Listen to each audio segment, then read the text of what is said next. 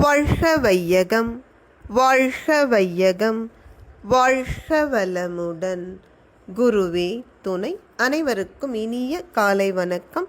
ஆசான் அருட்தந்தை வேதாத்ரி மகரிஷி அவர்களது உலக சமாதான கவிதைகள் பார்த்து கொண்டிருக்கிறோம். இன்று கவியன் 170.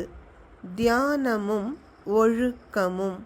மூச்சிழுத்து கும்பித்து உடல் வருத்தி மூலத்தீ மூட்டுகின்ற சிரமம் வேண்டாம்.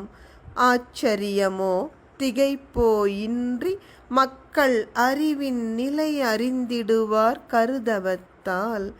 தீச்செயல்களாம் பஞ்சபாதகங்கள் செய்வதற்கே சூழ்நிலை இருந்திடாது. பேச்சினிலே எவருக்கும் கனிவிருக்கும். பேரன்பின் வழி செயலே பெருகி நிற்கும். இன்று நாம் தியானம் செய்கின்றோம். முற்காலத்தில் தியானம் செய்வதற்கு சுவாச பயிற்சியை அடிப்படையாக கொண்டிருந்தார்கள். அதாவது உடல் முழுவதும் ஓடிக்கொண்டிருக்கும் உயிர் சக்தியின் மீது மனதை நிறுத்தி தியானம் செய்வதற்கு அந்த உடலினுடைய இருப்பிடம் மூலாதாரம்.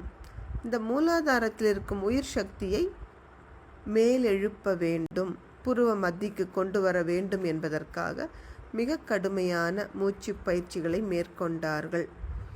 பூரகம், கும்பகம், ரேசகம் என்று சுவாசத்தை இழுப்பது, உள் நிறுத்துவது, வெளிவிடுவது. இதில் அருட்தந்தை சொல்வார்கள், சுவாசத்தை எப்பொழுதும் நிறுத்தக்கூடாது, அது இயற்கைக்கு எதிரானது.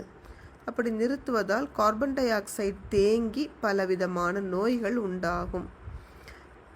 ஆனால் இன்றைக்கே நாம் பார்க்கிறோம், ஆசான் அருட்தந்தை அவர்கள் மிக எளிமைப்படுத்தி சிம்பிளிஃபைட் குண்டலினி யோகா பெயர்லேயே கொண்டு வந்துட்டாங்க. எளிய முறை குண்டலினி யோகம்.